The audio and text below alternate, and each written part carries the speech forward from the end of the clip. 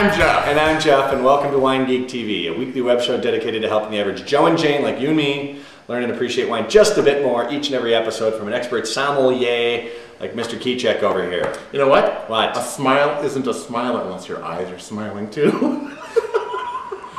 What's our motto, moron? If you learn one geeky wine tip, Mike, we've done our jobs. Okay, so today we're starting a new series called Wine Words, or tannic terminology or something. Tell you about different wine terms and understand what you should be understanding about them so you can speak to them clearly. And this will probably be the only episode. But Yes. Here we go.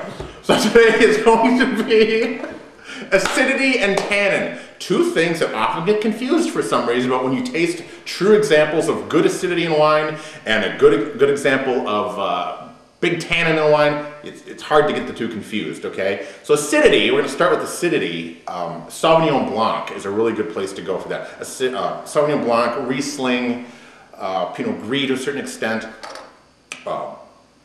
Pinot Grigio, the same thing. So anyway, Sauvignon Blanc here, and this particular one, the Ventisquero Sauvignon Blanc from Chile is 2009? I think it's 9.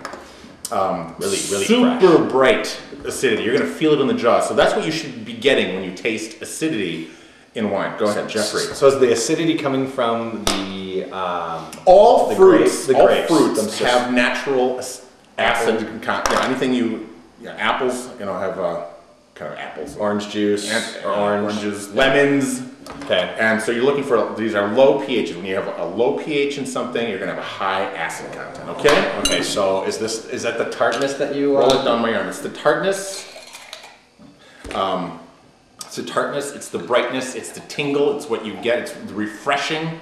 That's what makes these wines so refreshing, is that bright acidity, that crackle in your mouth, all right? All right. So you should be getting it. We don't have any spit buckets, Rod. You want a spit bucket? Yeah, let's win it. Okay. So, off the nose, is there anything? So can you pick up tannin or acidity on the nose or no? No, not necessarily. No. All right. This is fruity. This is lovely, fruity. It has that nice kind of a lemony, grassy, green apple kind of quality to it. You ready? Let's go. Let's watch. We're gonna watch his face. Watch his face. You'll see the face of acidity.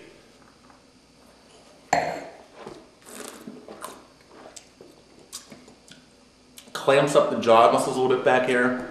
Makes your mouth water quite a bit. That's one reason. This acid makes for really good food wines, or these kinds of wines make for really good food wines because the acidity makes your mouth water, prepping your mouth for that next bite. Okay? Mouth watering. That's acidity. I don't think my reaction was as pronounced as you thought it was going to be. It was silent acidity. That's the name of the... who sings that? It's Empire. Queensryche. Queensryche, thank you. Yeah. Long finish. All right. So that was acidic. That was acid. Now the interesting thing about this one, this is a Nebbiolo. And Nebbiolo is known for having a high tannin concentration. And you get the tannins from the grape skins and the pips, the little seeds in the wine, and also from the stems.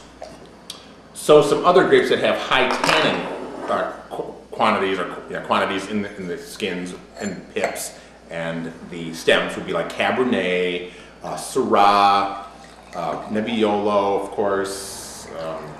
Let's come to mind. What about Zinfandel? Zinfandel is more moderate.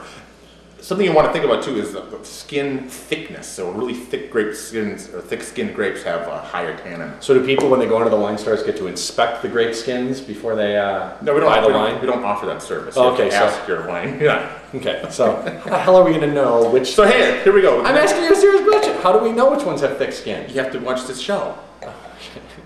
So the ones he just named apparently have thick skin. Right now, I don't have thick skin. I'm kind of thin-skinned. All right. So Nebbiolo, here we go. This is the young Nebbiolo. This is the Vietti Nebbiolo Perbacco. That's kind of their proprietary name for this one. 2006. I mean, Nebbiolos you can usually go for about 10, 15 years before that tannin kind of starts to resolve itself in the wine a little bit. So what you're going to get, one of the classic scents on Nebbiolo is tar and roses. Really? It's kind of the... I'm not getting what you get. You don't get a little tar in there? Tar and rose petal. Well, maybe a little bit like a tobacco. Yeah, tobacco, definitely. Good call. I'm getting a little chocolate. Sure, that would work too. But anyway, so let's taste the wine. So wait, so tannin is supposed to do what to me? How am I supposed to pick it up? Oh yeah, so tannin. This will dry your tongue out, give you more of kind of an astringency. Okay. A mouth drying quality. So this is where it feels like it sucked the moisture out of my tongue, or right. my tongue absorbed it, or right? Exactly, just your mouth shrivels up. Okay. Not water. It's the opposite of watering. But the interesting thing will be the thing. So it creates the opposite effect of acidity because it makes your mouth water. Well, if it's see, the nice thing about this is also really well balanced with some good acidity, so it helps balance it out a little bit. Okay. All right. The smells. I mean, the nose is really good at this. Yeah, Nebbiolo is awesome. See that? Ooh. Oh yeah. Makes your tongue feel like it sticks to your teeth. Yeah, like it's like a washcloth in my mouth. So why do you want that again? You said that the acidity. It makes you prepare for food. What would you want? You feel the mouth watering a little bit here on the finish, though. Yeah, balances out.